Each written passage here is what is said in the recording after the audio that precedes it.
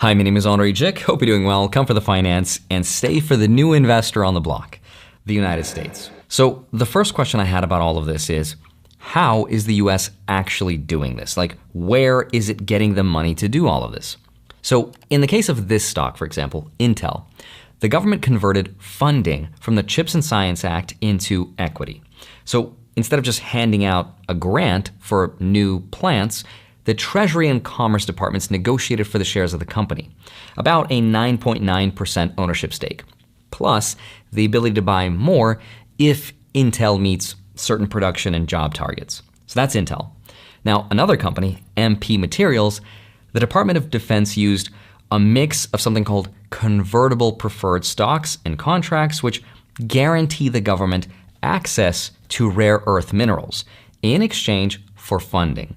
And that deal gave the US about a 15% stake, plus influence over the company's pricing and export rules. Now, for Lithium Americas, this stock, the Department of Energy renegotiated a huge $2.3 billion loan, which was originally meant for the creation of a lithium mine in Nevada.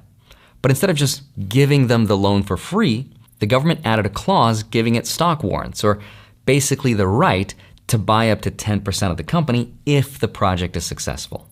Then there's also Trilogy Metals, which got just a huge infusion of money, and the federal government funded a new infrastructure in Alaska for an access road that the company needed. And in return, the government got about a 10% equity stake and long-term resource rights. Now, what's interesting is when Nippon Steel, which is a Japanese company, said that they wanted to buy US steel, the White House said the deal could only go through if the US government got what's called a golden share. It's a special non-economic share that gives the US veto power over major corporate decisions, like, for example, plant closures or foreign sales, executive appointments, and things like that. Anything that might threaten its national security interests. So instead of passing a new law or nationalizing industries, the government is using all sorts of things like loan programs and the CHIPS Act and the Defense Production Act and the Department of Defense energy loan guarantees and basically regulatory approvals to take part ownership of these private companies. So if you want our approval, you got to give us a portion of your company.